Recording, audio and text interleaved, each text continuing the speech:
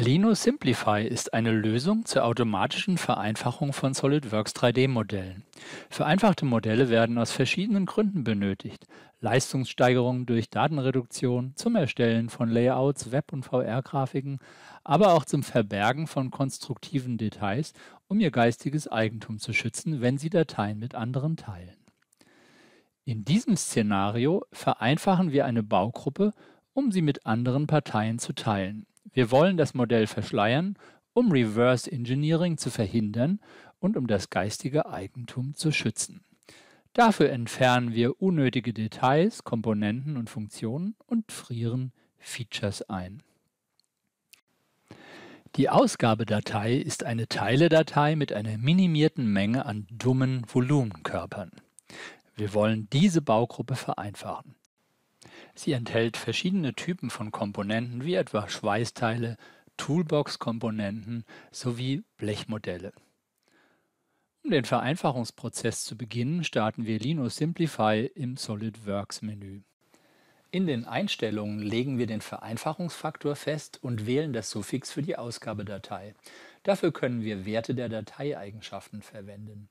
Ferner können wir wählen, ob die Ergebnisdatei automatisch als Parasolid oder Step exportiert werden soll. Im Reiter Baugruppen entscheiden wir, dass wir für dieses Szenario keine Verknüpfungen behalten wollen und dass wir die Baugruppe als Teil abspeichern wollen. Dies ist die beste Option, wenn es um die Modellverschleierung geht. Im Reiter Teile schalten wir die Erstellung dummer Körper ein. Damit werden alle Features gelöscht und wir erhalten im Ergebnis ein Teil mit einer minimalen Anzahl von dummen Körpern. Wir speichern alle Einstellungen im SolidWorks-Modell. Dies ermöglicht uns, Modelle später auszutauschen und neu zu laden. Wir werden jetzt zum Ergebnis springen. Wie Sie sehen, wurden im vereinfachten Modell die Volumenkörper zusammengefügt. Lassen Sie uns die Ausgabe ansehen. Es wurden 3 Dateien erstellt, eine PDF, eine Parasolid und die SolidWorks-Ergebnisdatei. Die PDF-Datei enthält einen Bericht zum Ergebnis der Vereinfachung. Man sieht, es hat 2 Minuten gedauert, um die Datei zu vereinfachen und die Dateigröße wurde um mehr als 89% reduziert. Die Anzahl der Grafikdreiecke wurde um ca. 94% reduziert und die Zahl der Volumenkörper verringerte sich um 96%.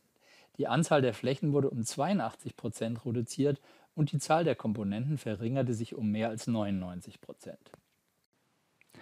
Wenn wir zu unserer Datei zurückkehren, können wir die Originaldatei direkt aus dem Modell heraus öffnen. Wir öffnen die beiden Baugruppen in 2 Fenstern nebeneinander, so dass wir die Dateien vergleichen und die Unterschiede erkennen können. Wie Sie sehen, wurden die Innenflächen des Schweißnahtmodells entfernt und die Körper zusammengefügt.